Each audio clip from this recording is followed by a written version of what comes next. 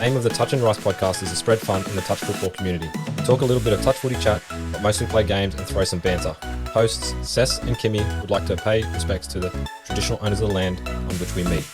My name is Geordie Skiing, and I would like to acknowledge the traditional owners of the land on which we meet here today. Today we're meeting in Meanjin, and those traditional owners are the Yagara and Turrbal people. And I'd also like to pay my respects to their elders, past, present and emerging, and acknowledge my people, the Gubbi Gubbi people, and extend that acknowledgement to all Aboriginal and Torres Strait Islander people listening in today.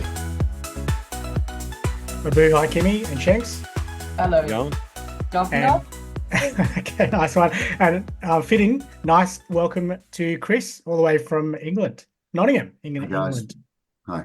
Thank you for joining us, Chris. We'll jump straight into your brag sheet. Very excited to have you here we'll get into what capacity you're joining us in, but also a good, opportunity to review Touch World Cup from someone on the ground over there. So jump straight into your brag sheet that your experience with Touch. So you founded Touch Nottingham in 2024 with Perfect Motion, now Nottingham Touch Leagues. You founded Nottingham Touch in 2011.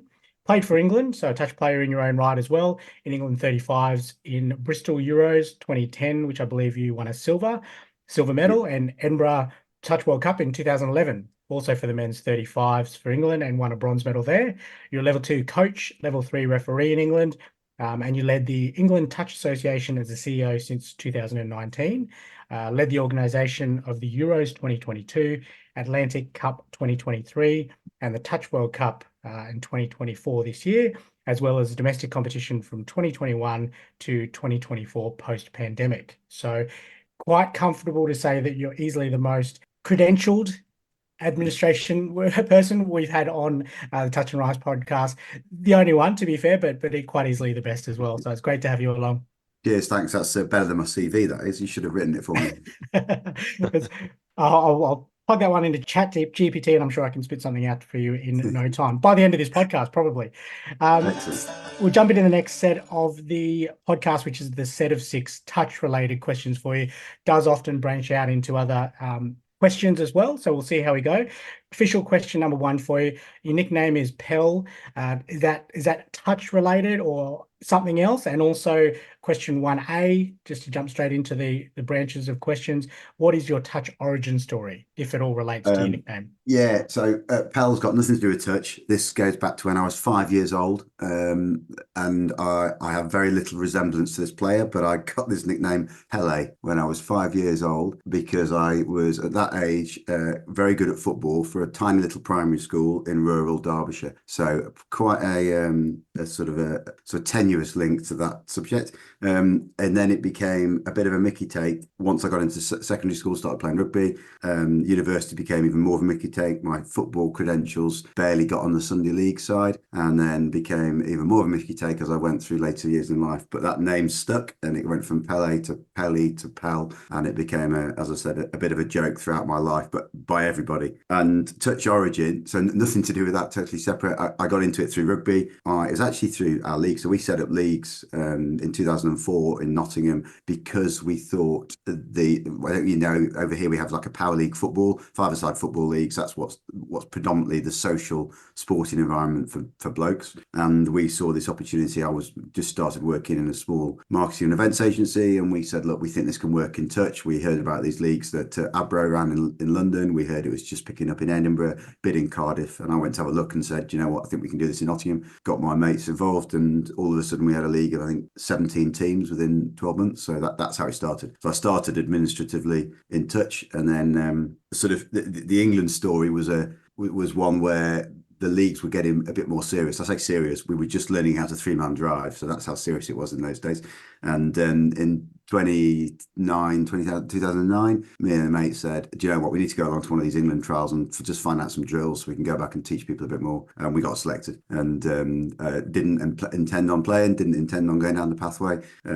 Scraped into the men's 35 because I think we were numbers 15 and 16 on the trials, and then sort of got involved that way. So that was sort of more of my playing journey. Excellent. Really great to hear that journey as well, because obviously it's blossomed from there, English touch, on the back of, success of this year's Touch World Cup, which we can certainly touch on in a moment. Question number 2 for you. What would you say is the best thing about touch? Oh, good question. Good question. I think it's difficult to put that into one thing. I think I would say it's this sort of inclusive ease of access, and I think that's very broad in that I've said that, because I think it is really easy to go and throw a ball around in a park and have a game at the grassroots level. And in this country, it is the closest thing to football, but better than football because it's mixed gender on the field at the same time. Whereas you can't do that with rugby union, can't do that with rugby league, can't do it with most other sports. You can only really, we call it a touch ball and jumpers for corner flags as opposed to goalposts. That's what we call it. And my vision for the sport in this country was anybody can go and play it in a park or a playground or a sports hall or anywhere at any point. And I guess that's almost the Southern Hemisphere type model for the sport, that at the grassroots, it's a game that anyone can play. And I think that for me is the real essence of it. If we really want this to be mass participation across the globe, that's what we need to make it, because that's what football is at its grassroots. Soccer or football, it is just pitch up in the park because the sun's out, or even if the sun's not out. So that, I think, that inclusive ease of access. I think the other bit of the ease of access is teaching it is really easy. Getting better is difficult. We make this analogy. It is easy to play, cheap to play, easy to teach. It is harder to coach, be elite. Performance becomes more expensive, becomes more structured as you go up the ladder. But at the grassroots, it's really simple, and I think anybody can do it. It's a really good point. We've spoken to a number of previous guests from, I guess, developing nations where the ease of access isn't quite as easy as over here and over there as well. But I guess at that grassroots level, the ease of entry in terms of skill level, grab a football, if you can find some space, it is an easy entry level sport from that aspect. Yeah, I agree. And if you think of it as physical activity, and we're just trying to get it into schools properly here. I mean, it's in schools, but not properly. And we talk around a game of tig or tag or dob in the playground. At the grassroots level, primary school, that's what we want to be. Just happens that you've got an oval ball in your hands. Yeah, and once we get people running around with that oval ball, I think then the progression is a natural one, because it's so inclusive and so easy. It probably leads into my last question, so I'll move on from that and get back onto the development in a moment. Question 3 for you: what is your best touch memory? Do I have to choose one? You can choose a couple. We'll give you 2. You'll give me 2. Well, I'll choose 2. I'll choose one personally, going back to Edinburgh, and my real first recollection of the experience of being around this environment as, at that point thought myself as maybe performance. I say performance in inverted commas because the family would laugh at me now, as they've all surpassed me in their credentials. But being in that, and I remember the opening ceremony in Edinburgh, walking through Edinburgh, and I just my memories are always clouded quite often. I forget things quite easily, as again they'll tell you, but I remember that. So from a personal perspective, that will always stick with me, of the opening ceremony in Edinburgh, and feeling like, for once, probably for the once I need in my lifetime, a slightly elite athlete. But the best memory is the World Cup, and I think from both a professional and a personal perspective, having all 3 of our children involved in the same squad, albeit 2 playing, the girls both playing, and Ollie being analyst for that Women's Open team, seeing them, I think, overachieve. Probably, I think bronze was what they set out to get, but actually getting it, I think, was probably maybe a slight overachievement. They would say differently, but I think that was phenomenal. But package that with the overall event, for me, that World Cup will never be forgotten. It was tremendous, and I think my only slight regret is maybe not pausing for thought. I was running around every moment of every day pretty much, and actually would have loved to have paused for thought and just reflected a little bit more on what was being achieved, because it was a phenomenal team, and I know we'll come on to that, but that probably will be my lasting memory of the last 5 years of touch, and probably the last 15 to 20 years. Almost shooting back to the last question as well. You mentioned your family and their involvement in the sport. That's probably something else that we haven't really spoken about on the podcast either, is that ability with touch to have it come through the family as well, and easy access from that aspect. Because I know if you look at, especially over here, I think the power couple of touch football, the Hennessy, their kids are going to be phenomenal players if they choose that route. And I know, mine are a long way away from that, but I'd be surprised if my two little ones didn't play touch football as well. So that's something else. And are your kids going to continue on in the game, Chris? Would you say for a while into the future? I think so. I think, and I go back to you asked me about the why touch, and I think a lot of adults, children go and play the sport they've played, if they, particularly if they're elite athletes. I think cricket over here, you see the cricket, and there's a lot happening at the moment, rugby, football. But I think with touch, because of that really inclusive nature, actually, you don't have to be the best player to still enjoy playing that game, because you can just play it at any time with a group of mates. That said, I think all three of ours are playing at a reasonable level. They're getting fantastic experiences out of it, both in terms of physical sporting experiences, but I think even more importantly, the social, interactive well-being and mental and psychological benefits that they get. And if you look at the group of friends that our children have developed as a result of being in touch, I think is unique in gender, in age, their ability to have proper conversations with adults much earlier than they would if they hadn't been in that environment. And I compare it, and I can currently only compare it within different sports in this country. We very much age profile children in terms of sport, so it's under 6s, 7s, 8s in pretty much in every sport. I can't think of many sports in this country where it doesn't matter.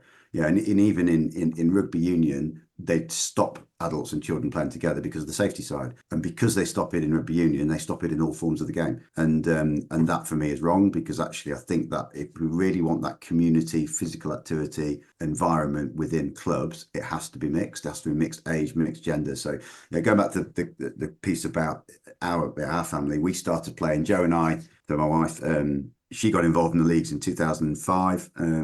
So we've been playing. It's been pretty much our date night every Monday night for the last 19 years. So there's no real option that the children are either going to come with us or sit at home and break the law being underage by themselves. So that was sort of, I would say it was inevitable. They always had a choice, but because the sport is so inclusive, enjoyable, and such a fun environment most of the time, I think that's why they've ended up sticking. And eldest has just gone through Exeter, and touch was probably her main thing at Exeter Uni. And second is just going to Birmingham and raving about touch already and the setup down there.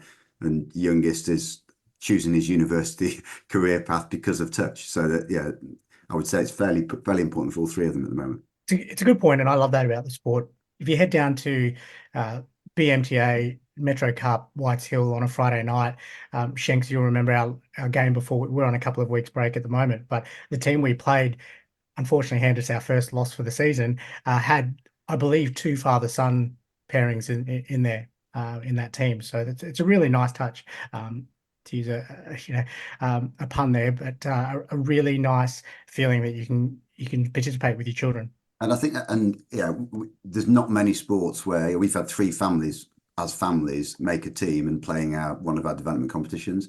When the children were probably 8 and 9, up to some of us adults at that age, we were approaching our 50s. Now it'd be slightly differently, but 3 families of children aged between 9 and 15 and adults in their 40s. There's not. I don't think there's another.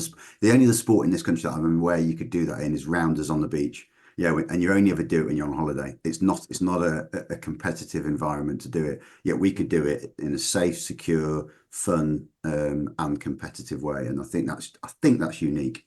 You talk about how do we package that to really showcase it to the world, and that's a challenge because it's quite social, isn't it? Yeah, I agree. And I've done the calculations in my head. If I can hang on till my early 50s, I'll have an opportunity to run around with my little boy. So let's hope injury eludes me there. Question number 4 for you. Review of the Touch World Cup 2024. What was the good? And also on the back of that, I wouldn't say bad, but what would you see from your perspective? What could have been done potentially better?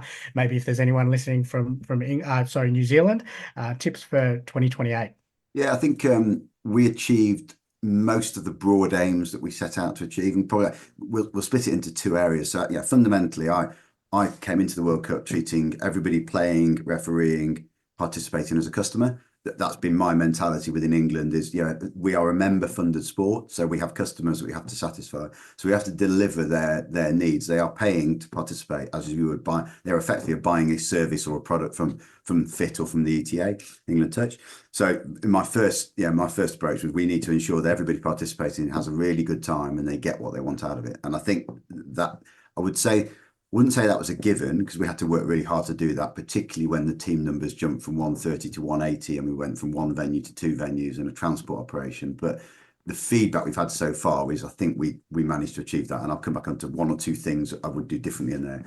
I think the other side is we wanted to package our sport, or the Dutch World Cup, to showcase to the world, the people of England and the people of Nottingham, that this is a game you can or a game or sport you can enjoy being around. And that's packaging it more than just 40 minutes on the field or 45 with half time and watching touch. We had to create an environment where people had things to do in between games, other stuff to take part in, and give them the experience of an event that is like a mini Olympics, or going to watch a T20 game, a cricket match, or I guess like a bit like an NFL game or something like that, where we had an audience that wanted to go and watch. And that for me was our hardest thing, because I don't think it had been done before. We needed budget to do it. And we had, and what we didn't want to do is just charge the playing base more, so that it became, it was expensive enough as it was for them, particularly if you're coming from overseas. So trying to get those two bits, the balance of those two was our challenge. And added into that, we were really keen to showcase the inclusivity of the sport. So we had schools activity, we did some walking disability touch, we did some old age, U3A as they call it here. And also the sustainability of the sport. So trying not to continue to add to the emissions. It's bad enough bringing people from across the world. We wanted to try and make it zero emissions. And with having the hydrogen power solution with GeoPura, that enabled us, with the funding we had from sponsors, to be able to pull all that together. So I think for all of those things came off behind the scenes, loads of things we were doing that were a surprise to us, that we just had to react and we had lots of challenges around the venue. Not that I think we could have changed anything. There were things out of our hands that happened. The weather on one day happened. That meant we had to put in a different transport operation, which is a challenge. I think our push for sustainability was right. I think we made an error on the medal, and that, we put our hands up to that. Our desire to make it sustainable was right. The practical aspect of what ended up wasn't as good as it could have been. So I would do that. I would change that. I would do that again. I go back to my two wins, my silver and bronze. I've no idea where my medals are. I couldn't tell you what they look like, but I can remember those two events. And I think in years that come by, people will remember the experience more than they do a medal, probably. But for some, that is important. So I think, that I would change that. I would do some little things around, some of the operational infrastructure around the weekend. We had no idea, or beyond our imagination, the number of people that were going to be on that site on the Saturday and Sunday. At times, I think we were 12 to 15,000 people on site. We just didn't expect that for a touch event. We could have doubled the toilets, doubled the caterers, doubled the coffee, even though we had 6 coffee providers. So there are some things that have your time again, we would increase them. Don't know where we'd have put them, because we were short of space. But I think that, given the confines of the venue we chose, the event management plan we put in place 18 months ago, when we were really starting to plan, was for 120 to 130 team tournament in one location with no transport operation, and the majority of people staying a walk from campus or walk from venue. And so that our biggest challenge was overcoming the fact that a transport operation was the hardest, and having this coach provider that came on board was great. And I didn't there was no bad word about it. In fact, actually, we probably put too much on. That probably gives a bit of a sum out. And the only, I don't think I'd change any of that. But the challenges were presented with the scale of the tournament. I think the only thing I would change, if I had another, right now, the only thing I would change would have been the medal, and I'd have made it I might have still ended up being wood, but I made it, you'd have ended up having a bit more of an impact. And it might not have been, it might have been someone else. But I don't want to get hung up on that incident, because I do think people will forget. It will become the memory more than that.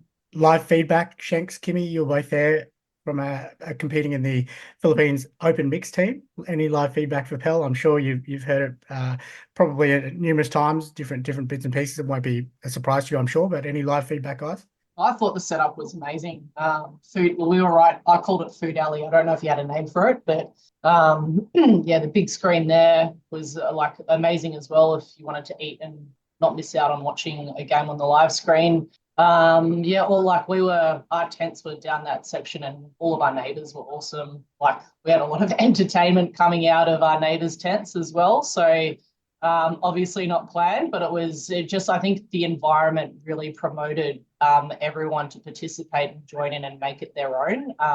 And yeah, turning up on the first day and seeing that stadium field, if you want to call it that, underwater, and you kind of think, oh, God, what are they going to do here? And it just was like everything. I know there's probably a lot of things that went on in the background, but you couldn't even tell, to be honest. It was just like, oh, we're going to this field instead. And yeah, I thought it was really well done. I had a great time. Other than the weather on the first couple of days, yeah, it was really good. Yeah, really, really good. Yeah, I 100% agree with Kimmy. Felt like more like a festival, if that makes sense. It had a festival feel to it. But yeah, I had no problems with it. There was no issues, like Kimmy said. It's pretty streamlined, especially when you had to make decisions to obviously move fields and whatnot. Yeah, that trying to create that festival for not just for the touch parties, but we wanted it to be a memory that people went away with and thought, yeah, I'd do that again if I could. I can tell you as well, just walking around and watching a lot of the supporters, there were a lot of supporters that travelled from Australia as well. And everyone was enjoying themselves. So not just obviously us as participants, but the spectators that came in, especially on the weekend. I reckon every single one of them had a beer or beverage in hand, and they were just like, had their chair, and even when they're, whoever they were coming to watch and support weren't playing, there was always, a game that had so many people around it. And just because of the love of the sport and, the atmosphere, people were watching, other games that they probably hadn't originally planned to. So yeah, it was definitely a really fun festival vibe for a touch tournament. It's awesome. Well, congratulations. 3 congratulations there on behalf of the Touch and Rise podcast. Question number 4 for you. Number 5. We've done number 4. Number 5 for you, Chris. So December, you're going to start. Let's move on to the new role. International Touch's first Chief Operating Officer. How did that come about, and what is the new role going to involve? Well, in terms of, it was advertised back in, it was a long time ago. It was about February, I think, February, March time. And I applied, went through the planning process, interviewed. I understand there were a number of other candidates interviewed, was offered the role. And this was all a fairly busy time of final planning for World Cup. So, and I was always conscious of not wanting to deflect what for me was the most important thing for me and also for England, and I thought that the world of touch at the time. So yeah, we sort of agreed to just put it on the back burner until after World Cup and then come back to some of the finer detail. And then that sort of, I was really keen not to have that conversation, not for any word to get out, nothing to spread. And I think actually it was weird because nobody had a clear, I think because it was back in March or April, it was when nothing got announced, nothing happened. I think people just forgot about it. And certainly some of the comms I've seen on social are saying it wasn't advertised out yet, but it was. And I remember at the time thinking, should I go for this or not? Because I wasn't looking to leave England. I still now think there's some unfinished business in England, but the time felt right for me for the next challenge. And certainly when, I don't know, we'll come on to what's bigger than organising that World Cup for 187 teams is probably being involved in the next World Cup and then subject to where we get to in 2032. Yeah, they're the sort of the long-term aspirations. So I think that was sort of how it came about. We've then, I think, probably not accelerated, but it's got announced last week, wasn't it? Only last week. And I've agreed. It was always important for me to agree with FIT and with ETA, England Touch, that I wanted a transitional period. I've put my whole life into England Touch for the last 5 years, pretty much. I no regrets. I've enjoyed every minute, almost every minute. But I don't want to feel as though it's going to be hard letting go, really hard letting go for something that I feel we've got in a really good space. And I want to ensure not that I can determine or direct what's going to happen after me, but ensure that whatever needs to happen beforehand, I can put those in place and provide that transition and that handover to whoever's coming on board next. So that was important. So yeah, so we've agreed a period where I've already got an international touch email address. The inbox is already filling up. I'm already starting bits of work for FIT, albeit it's 2 months today till I start.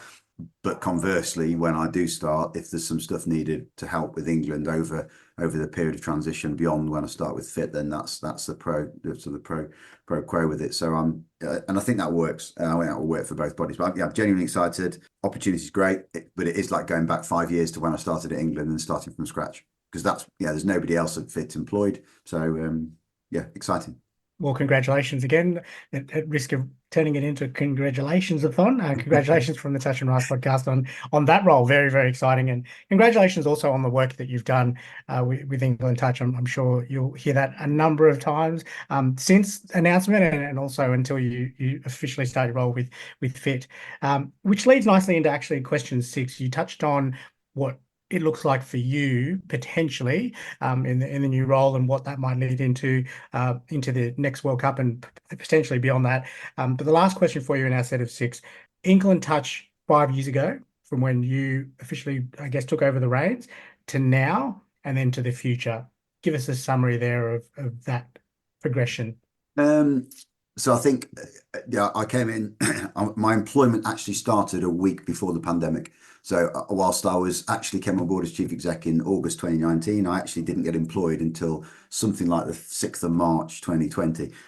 It was about 2 days too late to be furloughed, something like that. I can't remember the exact date, but it was just too late to be furloughed because I hadn't had any PAYE processed, and early enough for me not cascaded, I guess, off. So that first bit was very much a bit of review, evaluate, have a look.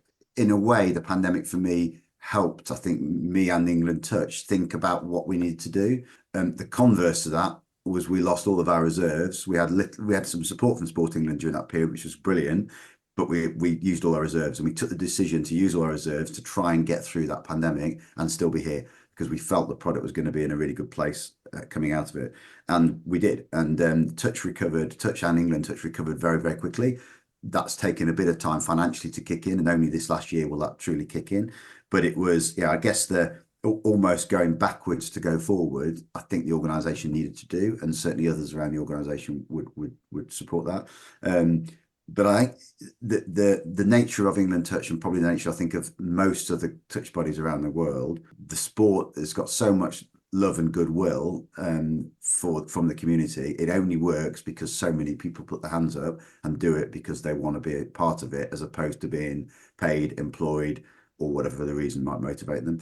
And yeah, we are, I feel like any other touch nation, the volunteers that have come out of the woodwork and have put their hand up to help. I think we're at 150 odd just for England. That's not across the sport, that's just England volunteers. That's phenomenal. And I don't know any other sporting body that has 150 people who put their hand up and work for the governing body. Absolutely they do within clubs and local setups and things, but 150 centrally is really, really good. So I think for us, where we are now, we've ridden the storm in terms of the pandemic and trying to re-establish the financial reserves. We're starting to get back to where we need to. We've got a good place of stability. We've built our audiences. We've got a fantastic group of volunteers and workforce. I think it's now about how do we maximise the growth and development of the game in England on the back of hosting the World Cup, and how do we continue to deliver high quality products and services for our customers, our membership, to ensure that they continue to grow and want to engage with us. And those two things are where the sport is at. That's a good place to be, but we shouldn't be complacent in any way, and there's still a huge opportunity for the sport in this country. And the future for England Touch from I guess from a playing perspective, from an England perspective, or from England wise, I think we're split it. We're now just starting our pathway again for the next 4 years. So we've got into this 4-year performance pathway now. We did last time from Malaysia. So we're almost resetting. So for performance wise, we reset, and we will build towards New Zealand 2028. And with and I'm sure we'll come on to the broader global game, but with the events calendar just starting to take shape, more advanced globally, which is part of what I'll be picking up for Fit, it helps England and other nations start to plan those 4-year cycles much more effectively. So I think performance-wise, that's one piece. We're really keen to continue the progression of our youth programs, 15s, 18s, and 20s. We're looking at that 20s model. Is 20s right? Actually, 20s is probably only really played some of the Southern Hemisphere and then England and France at the moment. There's not a lot else within the North. So how do we grow that and develop that forward? our junior nationals was really strong this year. How do we continue that to grow? We might look at double age bands rather than we're currently 14s and 17s. Do we go double age bands, so 12s, 14s, 16s, 18s to continue that development? So I think all of that performance bit is not more of the same, but we're evaluating, coming up for air, continuing to take it forward. I think that going back to the big focus for England going forward is about growth and development of the sport. We look at four areas where people play: clubs, leagues, universities, and schools. That's where most people are finding out, engaging with us in the sport. And actually, clubs are pretty good. How can we support and grow and develop them? Leagues are pretty good. Again, how can we support and grow and develop, and where can we set up new leagues with partners? Universities growing at a rate of knots. We almost need more space, more people just to keep up with the university program.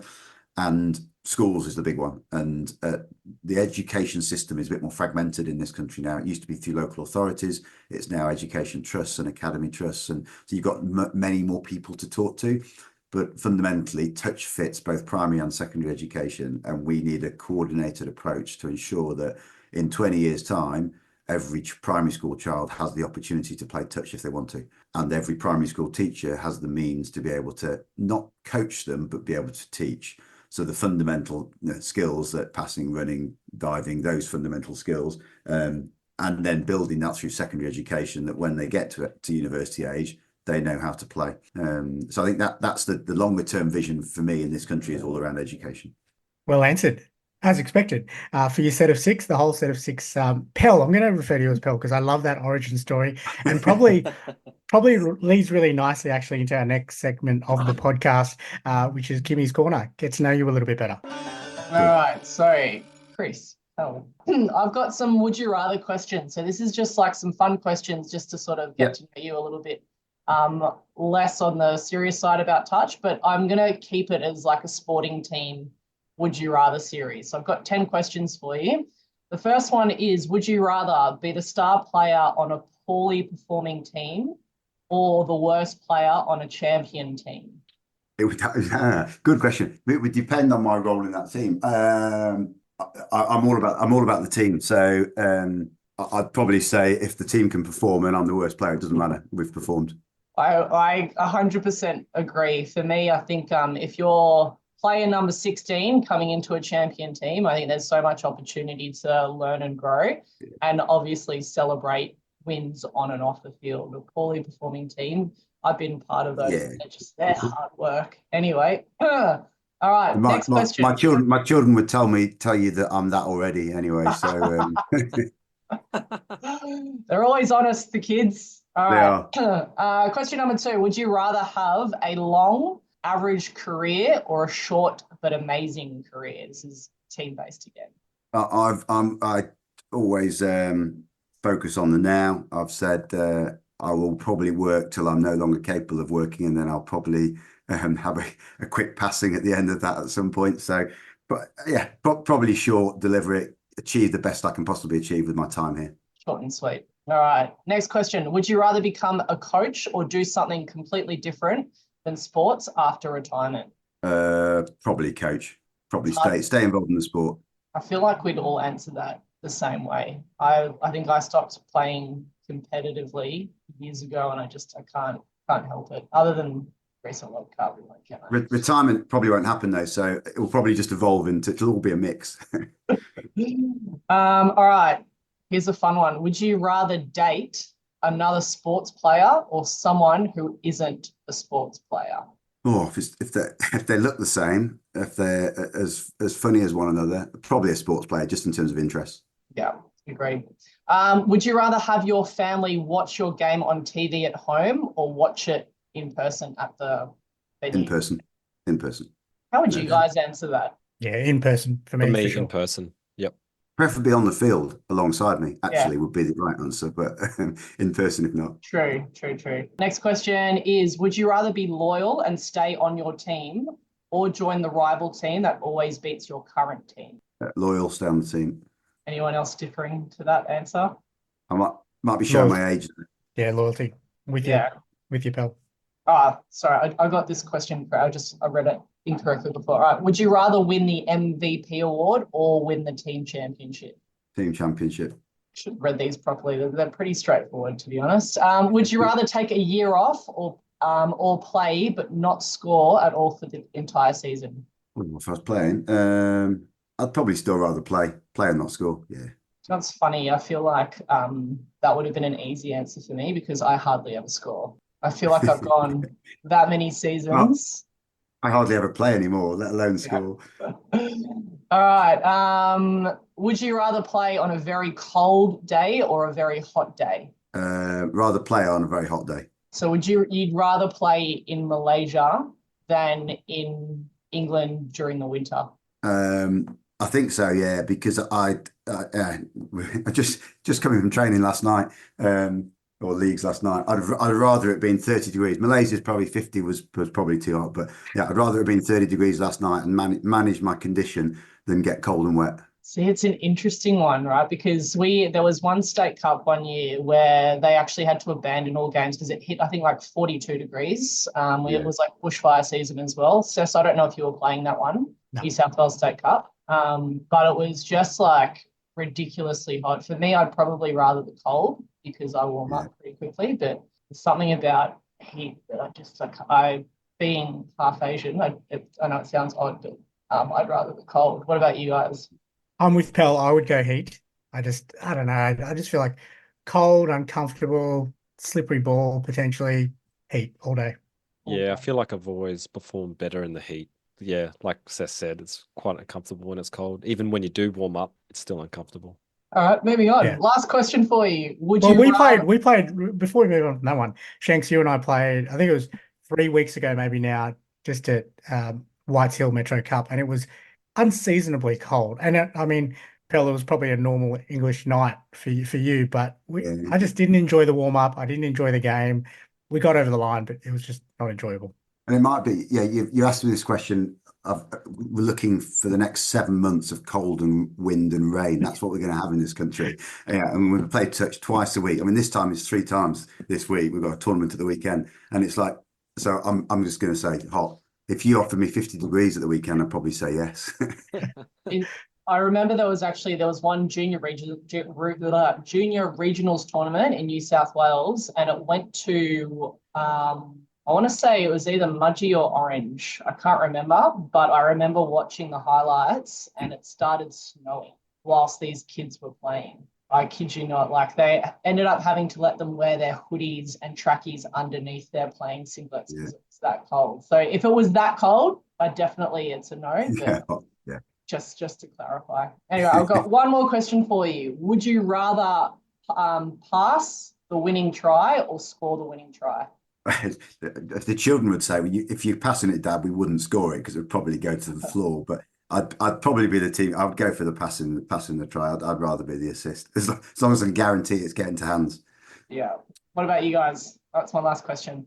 I'm like you, Pell. I'm not a great passer. I'm probably scoring it, and also selfishly, you're probably showing up on the highlights package as well. Yeah. So I'm putting it down, assuming I'm catching it. I think it depends on the situation, but I think I would like to deliver the final pass. I think I'm going for the score option. I'd like to score the try for the highlights package. Yes, agreed. Well done, Kimmy. Well done, Pell. You passed. I'm going to ask all 3 of my children that last question later on and see what they all say and see how they react. Report back. I'd love to hear. And anyone else for that matter, jump on the socials post and let us know whether you would prefer to throw the final pass or score the winning try to win the World Cup. Let's put it that way. Well done, Pell. You've passed with flying colours, the set of 6, and also Kimmy's Corner.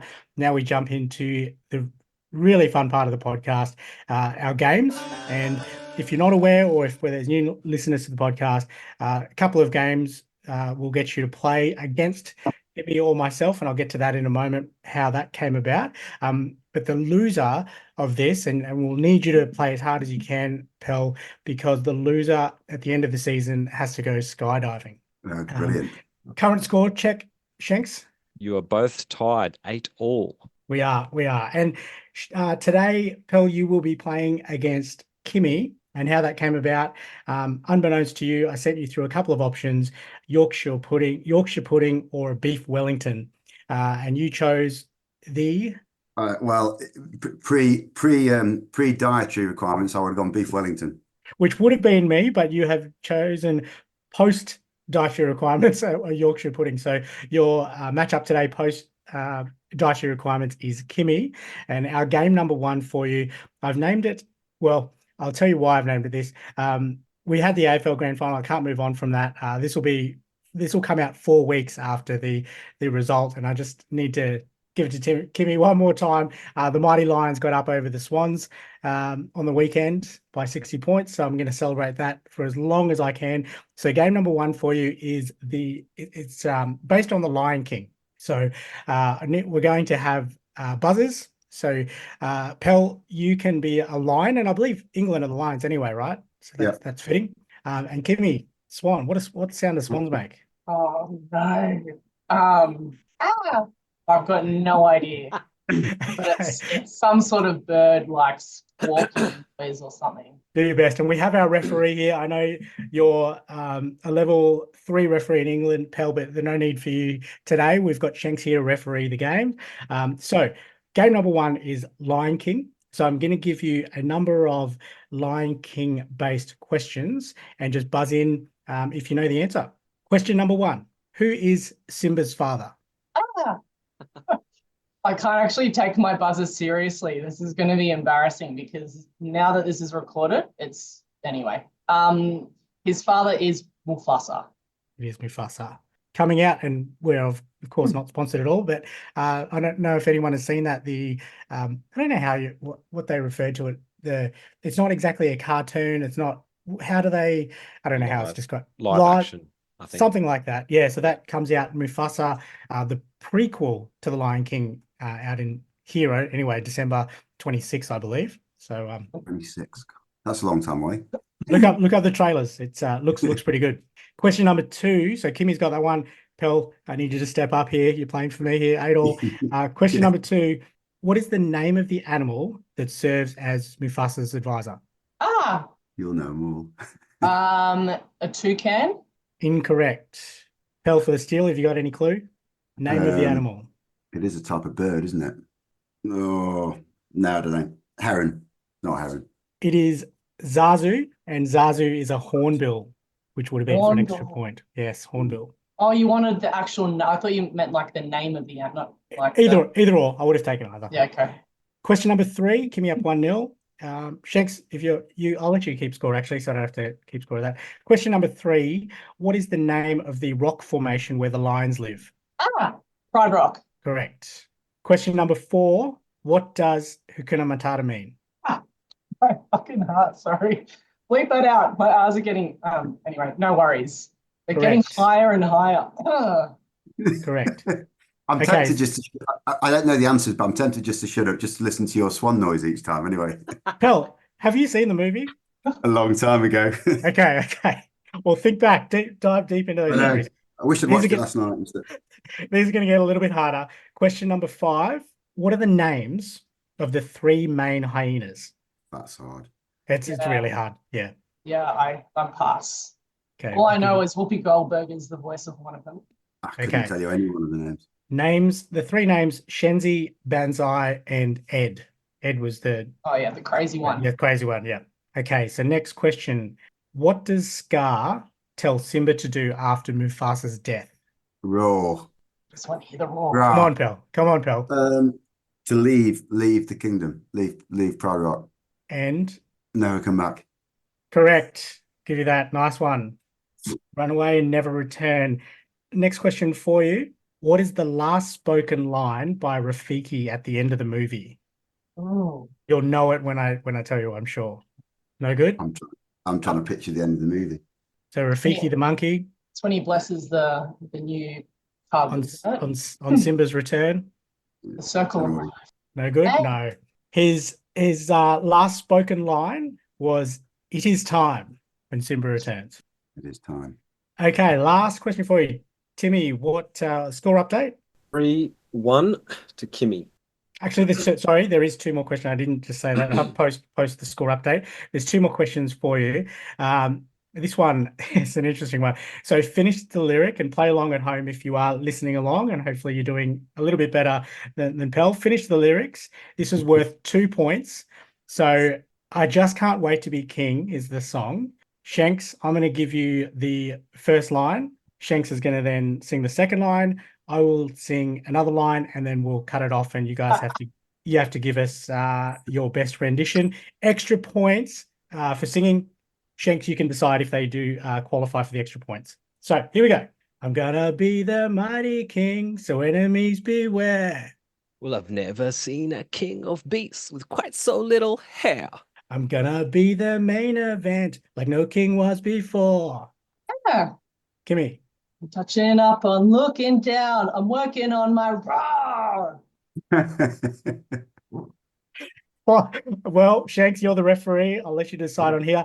I'm brushing up on looking down. I'm working on my roar. What did I say touching? Said touching. Close. Close, but no Pretty cigar. close. Yeah. Yeah, it's pretty close. No cigar. You're Oh. still up 3-1. Given the sport reference, I'd have given him that. Dropping in touch into any song, he should have got a bonus point, surely.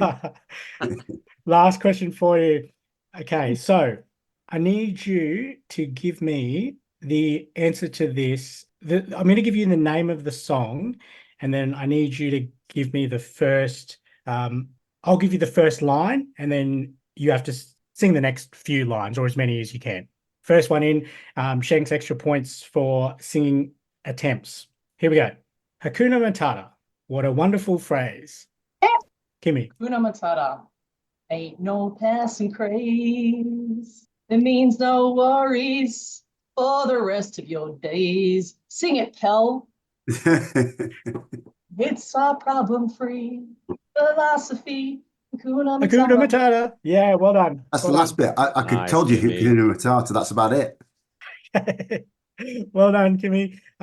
Shanks, pretty comfortable win for Kimmy there. Game number 1. It was indeed 5-1, so I give her the bonus Oh. point for the singing. Well done, Kimmy. Game number 2, Pell. Time to redeem yourself here. I'm going to give you, so same buzzers. This game is called Which Animal? So play along again if you're listening in at home. Of course, we're going. Your options are lion, swan, or panther. Panther, given that it's the Panthers v Storm NRL grand final this weekend. I couldn't really pick a storm. I couldn't find any fun facts on a storm. So we're going lion, swan, or panther. Buzzer is still a swan or a lion for each of you. Question number 1. This animal is monogamous, mostly. And I will add, if you are incorrect, person gets to steal. Rah. Kimmy, I think. Shanks? It was got Kimmy, it first? yes. Yes. I'm going to go with the swan. Correct. The swan often has lifelong bonds, though some do divorce if nesting fails. Give me up 1-0. Question number 2. This animal will often form a nursery with other mothers. Rah. Pell. Lion. Correct. On the board. Nice one. Question number 3. Which animal's baby is called a cygnet? Rah. Kimmy. Swan. Correct. Question number 4. This animal has the most versatile diet of the 3, depending what's available. Rah. Pell. Panther. Correct. Well done. The panther will eat anything from deer to fish and sometimes fruits as well. Question number 5. This animal has the longest lifespan of the 3. I'm just going to stick with the swan. Correct. Good guess. Swan can live for over 30 years. Panther, 12 to 15 years in the wild, and a lion, 8 to 16 years in the wild, slightly longer if they're caged up or in a zoo. Question number 6. Which animal has the best eyesight? Rah.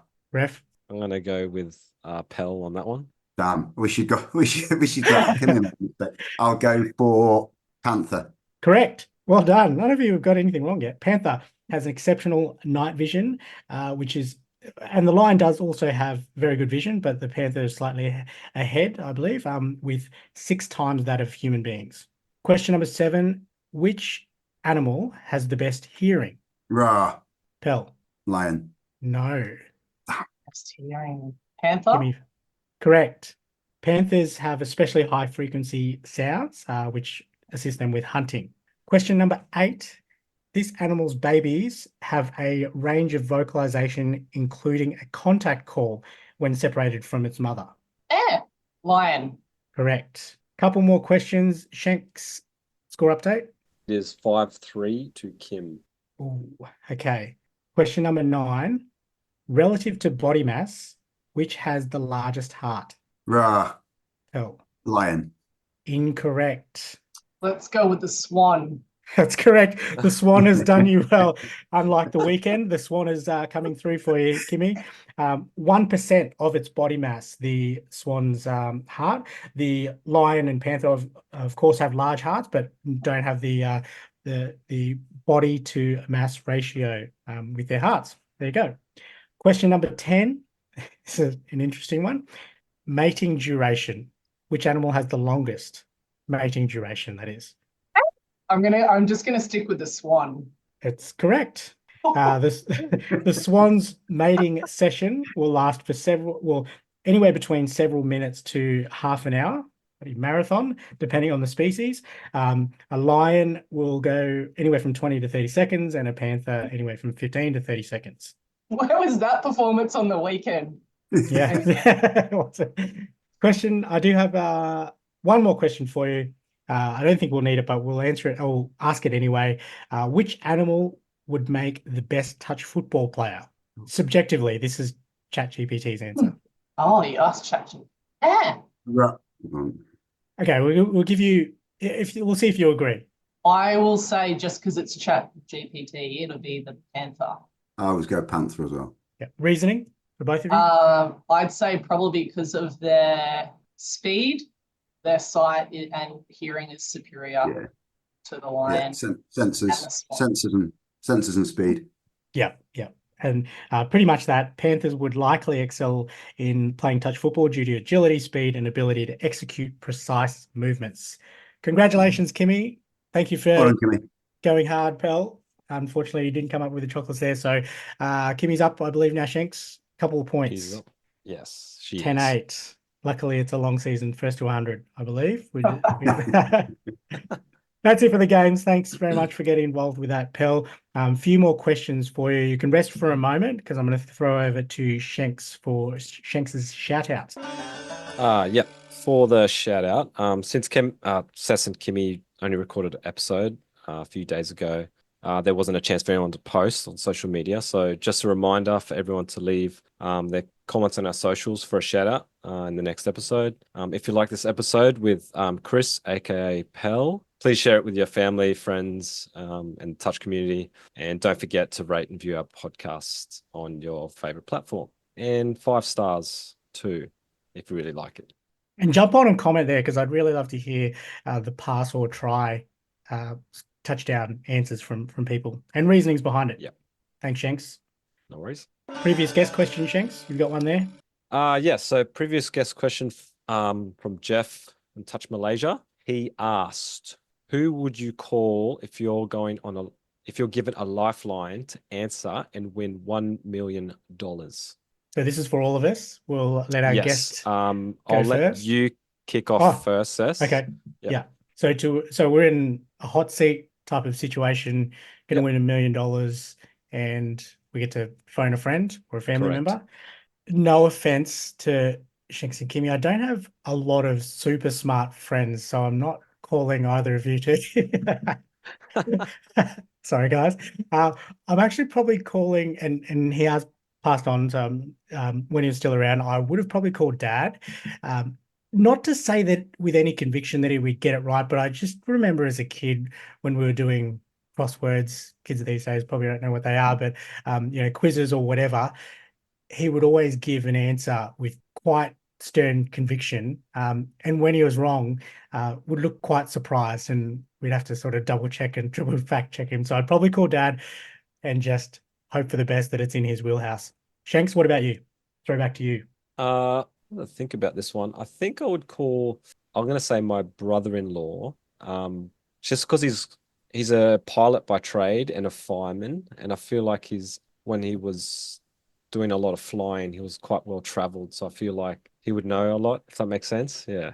Depends on the question too, right? So, but if we didn't know the question, yeah, I would give my brother-in-law a call.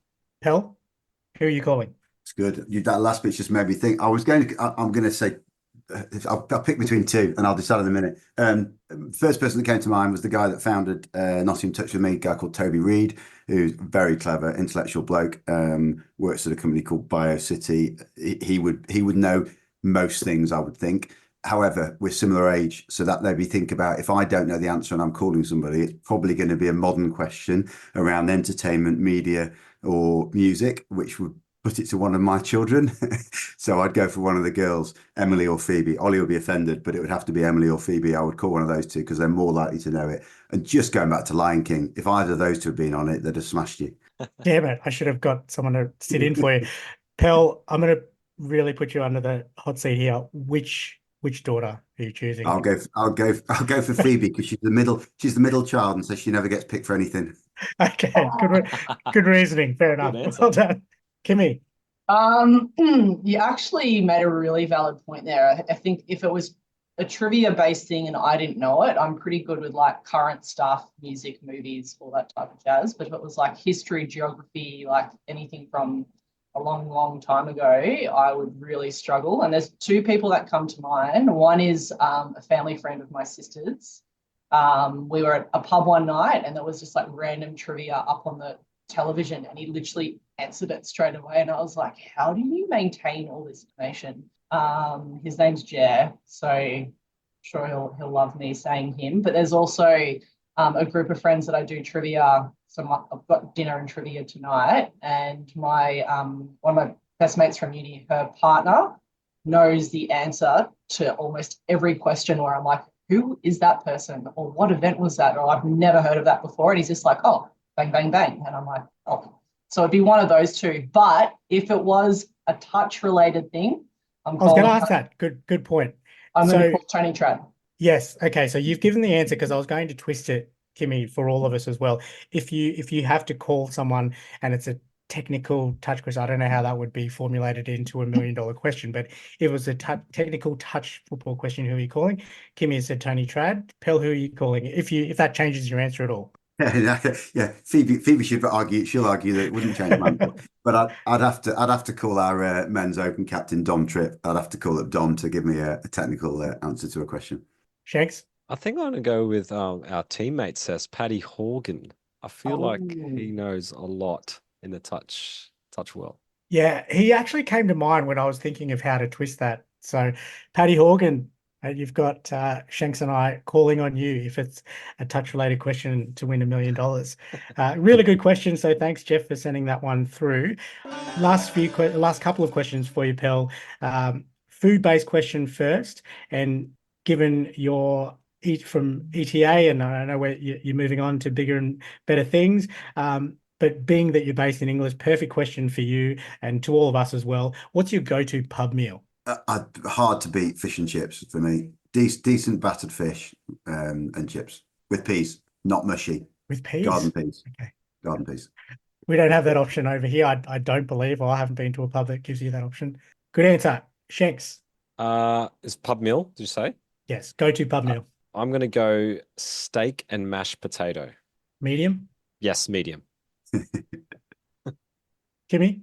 Chicken schnitzel, mushroom sauce, without a doubt. Yeah, I think I would add the mushroom sauce myself. I would probably have to go. The safe bet for me is a chicken palmy. Chicken palmy. Sorry to our Victorians, not Parma. Chicken palmy, chips and a salad, nice and safe for a pub meal. I feel like the steak, for me, you can run a risk there depending on the pub. Could be a very, very poor outcome. So all good answers though, all valid.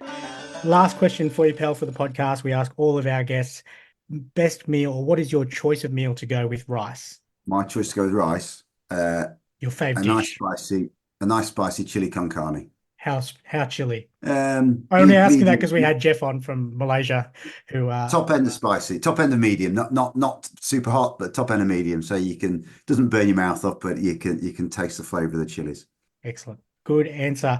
Pell, you've answered all the questions except for the games really well throughout this podcast. Really great to hear, and congratulations again. I think we can congratulate you enough on the wonderful effort from yourself and the team, England Touch, on a fantastic Touch Football World Cup 2024. We look forward to what you do in the international stage and where that takes you. And I'm sure we'll see you around. And that's the other thing around the Touch community. The beauty of the Touch community is that we make all these wonderful connections, and we get to see them at often the major tournaments, but sometimes out and about if they're local.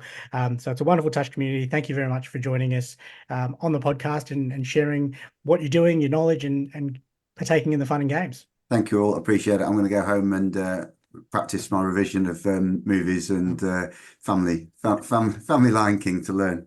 Watch it this weekend. Thank you for joining Thanks. us, everyone else, on the Touch and Rise podcast. We look forward for you joining us next time. And until then, we'll see you on the 7th. Can't wait. Thank you for listening to the Touch and Rice podcast.